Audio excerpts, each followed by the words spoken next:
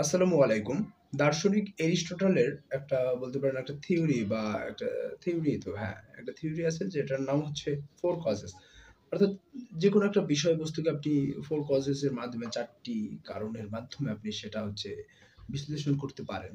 যেমন আমি লজিকে এরকম পড়েছিলাম মেবি কলেজ লাইফে কার্যকারণ অর্থাৎ যেকোনো আ কার্যের পিছনে কারণ অবশ্যই আছে। আবার কারণগুলো তৈরি হয় বিভিন্ন শর্তের মাধ্যমে। আ ফর এক্সাম্পল আমি এখন একটা ভিডিও করছি। এর কারণ কি? এরও কিন্তু কারণ আছে। কারণ আমি ভিডিও করছি, আমি আপনাদের জানাচ্ছি, এটা একটা কারণ। তাই না? আমি কিছু শিখছি, এটা একটা কারণ। অর্থাৎ যেকোনো কাজ, আপনি যেকোনো কাজ করেন না কেন, সেই কাজের পিছনে কারণ আছে। অর্থাৎ কারণ থেকে হচ্ছে কার্য যায়। অর্থাৎ শুরুটা যদি বলি একদম ক্ষুদ্র, সেটা হচ্ছে শর্ত। শর্ত থেকে হচ্ছে কারণ এবং কারণ থেকে হচ্ছে আপনার কার্যে আ ফলশ্রুত হয়।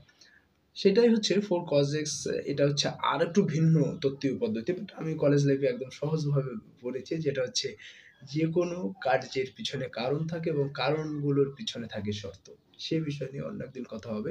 আজকে আমি 4 causes নিয়ে আলোচনা করব এবং ১ নম্বর causes হচ্ছে material causes যে বস্তু বা উপাদান থেকে কোনো একটা জিনিস তৈরি হয় সেটা হচ্ছে আপনার আ material causes এবং এটাই হচ্ছে বলতে পারেন একদম সূচনা হয়ে থাকে material causes দিয়ে। যেকোনো একটা বিষয় দেখেন, ওই বিষয়টা কি দিয়ে তৈরি হয়েছে? ফর এক্সাম্পল আমি হচ্ছে একটা চেয়ারে বসা এবং সেই চেয়ারটা কি দিয়ে তৈরি হয়েছে? সেটা নিশ্চয়ই হচ্ছে কাঠ দিয়ে তৈরি হয়েছে, তাই না? তাহলে এখানে কাঠ, এই যে চেয়ারের যে কাঠগুলো, সেটা হচ্ছে আমার ম্যাটেরিয়াল কজেস। এরপরে ২ নাম্বার কজেস হচ্ছে formal causes. Formal causes for example আমি চেয়ারে যেহেতু বসে আছি, সেহেতু চেয়ার থেকেই উদাহরণটা দেই আবার। ফর এক্সাম্পল হচ্ছে এই চেয়ারটা চেয়ার, তাই না? এখন দেখুন কাঠ। চেয়ারটা তৈরি কি দিয়ে? কাঠ দিয়ে তৈরি, তাই না? বা প্লাস্টিক দিয়ে তৈরি হতে পারে।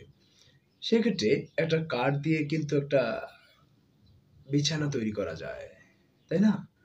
একটা টেবিল তৈরি করা যায় বা একটা চেয়ার তৈরি করা যায় বা যেকোনো কিছুই তৈরি করা যায়। এই যে আমি এখানে একটা ডিজাইন করেছি।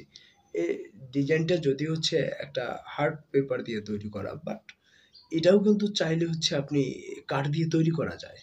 তাহলে ফর্মাল কজেস হচ্ছে আপনার যেটা হচ্ছে ফর্ম। ফর্মটা কি? আসলে আকার আকৃতিটা কি? সেটা হচ্ছে মূল বিষয়। অর্থাৎ ২য় নম্বর কজেস হচ্ছে আপনার ফর্মাল কজেস। দেখুন ধরেন একটা খাট বা হচ্ছে একটা বিছানা আপনি সুন্দর থাকে সেটা দেখতে আমরা দেখি বিছানা কাঠ দিয়ে তৈরি। সেটা যদি আমরা ভেঙে ফেলি অর্থাৎ ডিফর্ম হয়ে যায় অর্থাৎ একটা ফর্মে থাকে সে ফর্মটা ভেঙে গেল। তখন কিন্তু আমরা বলি না যে এটা একটা খাট। তখন সেটা কাঠ হয়ে যায় আলাদা আবার, তাই না? এটা হচ্ছে ফর্ম অর্থাৎ ২য় কজেস হচ্ছে ফর্ম। ৩ নাম্বার পয়েন্ট হচ্ছে এফিশিয়েন্ট কজেস যেটা হচ্ছে আপনার যে জিনিসটাকে তৈরি করে। ফর এক্সাম্পল আ একটা টেবিল, সেই টেবিলটা কে তৈরি করলো? একটা কাঠমিস্ত্রি তো তৈরি করবে, তাই না? বা হচ্ছে এই যে একটা ডিজাইন, এই ডিজাইনটা কে তৈরি করবে? একজন ডিজাইনার তৈরি করবে। সেক্ষেত্রে এফিশিয়েন্ট কজেস হচ্ছে আপনার কে বা কার দ্বারা আরকি ওই ডিজাইনটা তৈরি হয়। ফাইনাল কজেস যেটা হচ্ছে যে উদ্দেশ্যে তৈরি হয়। দেখুন যেকোনো একটা বিষয় আমি এখন একটা ভিডিও করছি। এই ভিডিওটা একটা ট্রাইপড এর উপর দাঁড়িয়ে আছে আমার ক্যামেরা বা ফোন। সেক্ষেত্রে দেখুন এই ট্রাইপডটা কি উদ্দেশ্যে তৈরি হয়েছে? এটা হচ্ছে ফাইনাল কজেস। ট্রাইপড এর উদ্দেশ্যটি হচ্ছে একটা হচ্ছে আপনার ক্যামেরাকে ভালোভাবে রাখা, স্থিরভাবে রাখা। বা একটা চেয়ার কেন তৈরি হয়? একটা হচ্ছে চেয়ার তৈরি হয় এজন্য যে মানুষ যাতে বসতে পারে। এটা হচ্ছে উদ্দেশ্য। আবার দেখুন একটা টেবিল কেন তৈরি হয়? একটা টেবিল তৈরি হয় কিছু লেখার জন্য বা কিছু একটা কাজ, কিছু একটা জিনিস এখানে রাখার জন্য। বা হচ্ছে এই যে ডিজাইন, হ্যাঁ? এই ডিজাইনটা জানি না কতটুকু কি হয়েছে এখনো কাজ শেষ হয়নি। এটায় আরো কাজ আছে। বাট এই ডিজাইনটা কেন তৈরি হয়েছে? সৌন্দর্যের জন্য। আবার দেখুন একটা মূর্তি বা হচ্ছে একটা ভাস্কর্য। এটা কেন তৈরি করা হয়? এটা তৈরি করা হয় সৌন্দর্য বর্ধনের জন্য। সেক্ষেত্রে ফাইনাল কজেস হচ্ছে আপনার এটা যে উদ্দেশ্যটা কি আসলে?